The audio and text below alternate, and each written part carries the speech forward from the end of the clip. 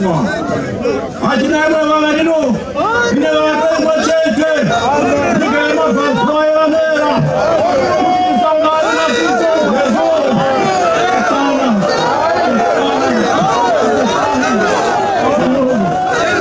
Sangari wa kwene. Nakaputa nyika. Haleluya. Hawana kutafuta kwao. Hawana kufuata nini yao. Wakaziramba. Kwa Kristo Yesu. Unakisa kwa rugara. Wakachuma moyo. Rugara wacho rugara Mungu. Hakuzi pasu flone kwa. Rugara Mungu. Yesu kanata ungana pa vita la Kristo. Mana koma na wangani. Wakakombolewa. Leo patino tazira kuungana ipa. Chifungitiro chokuti tichatsanga ndizvafuka hii.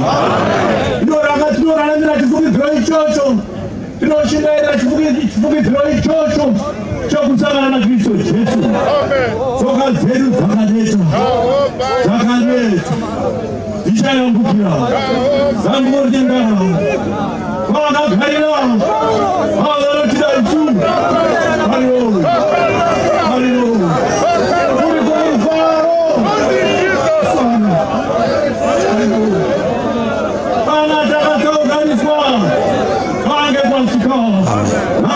Macho, magore macho, chawana yampone,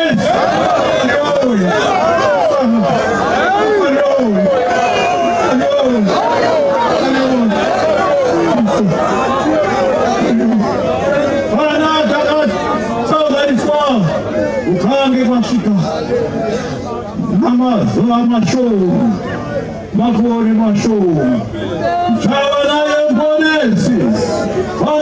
Jimbo, Katole Gokus, Sangadi, Africa, Yotarme, Yotushindaira, Usia Mishael, Itana Kuya Pakristo, Yesu, Lede Laita, Leni Laita, Rokara Pura, Sagata Puna, Kujitira Chova Mungiraino, Mungoino, Kela Fambi Mungoino, Yokutiro Sa Kujitira Kutarino Kara, Ulaiko Arari Kristo Yesu, Kutarino Kara, Ega Itani Kaita, Hanza Kuda Usipikoko, Suari Zoi, Loriche Zatababa Nemana Goma, Tino Vele Kabukuta, Afrika.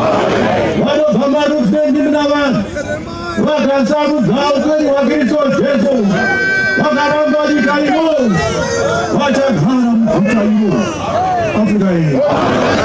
Suari, Rokushindaira Kwetu, Romina Matwetu, Rokukumbira Kwetu, Afrika. Johani 1 Shoko rakawanyama. Iro shoko rakati hakwe kunechedza chikavako. Ndikaraira zuva kuti ribude. Rakakamura mvura kuna Genesis. Shoko ndo rakatsika nyika Afrika iyi. Ishoko ndo rinosika mwoyo vatadzi vari panyika. Wemuchena achibatsira kusikwa patsva. Tive zvisikwa zvitsva. Vakafatira denga raMwari.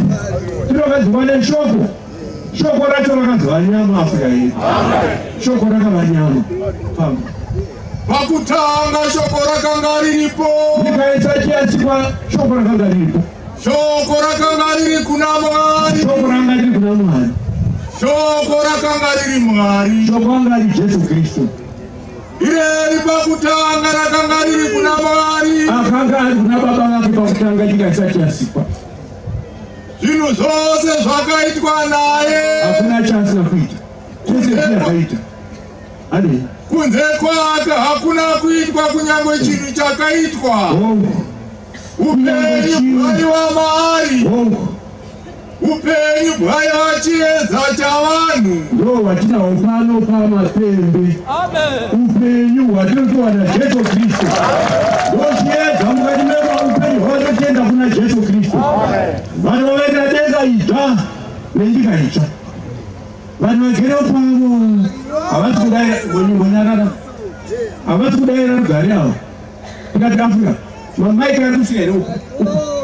kucheka mungarimira kwa macheto kunana maya kwa kuti mshanda zvinuzwa here Afrika yedu vereka tu upenyu bwaiva mari iye Kristo Jesu upenyu bwaiva chiedza chavanhu ndo chiedza chapisa poruma zveAfrica secondary kuti avhenekere mwoyo yedu ipise upenyu husingadini.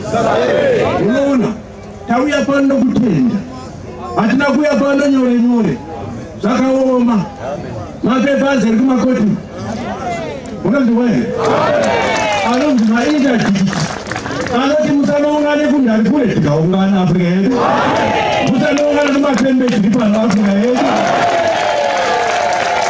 hatisi kufamba nekuona tiri kufamba nekutenda Afrika yedu vanokunda nekutenda kwete nekuona Afrika yedu nekuti mutungamiri wedu Jesu Kristu mutungamiri boma zveAfrica vakafamba nekutenda mwana unafunga here akati kwete uda chechi ndivake kereke yaKristu Afrika yedu ndini muri pano unotariswa yani yake kuti ine muve pano kuti nese tive pano unotariswa boma zveAfrica Afrika yedu isu tiri vateeri wakachenjera akafamba nokudini nese tofamba nokudini akana kudini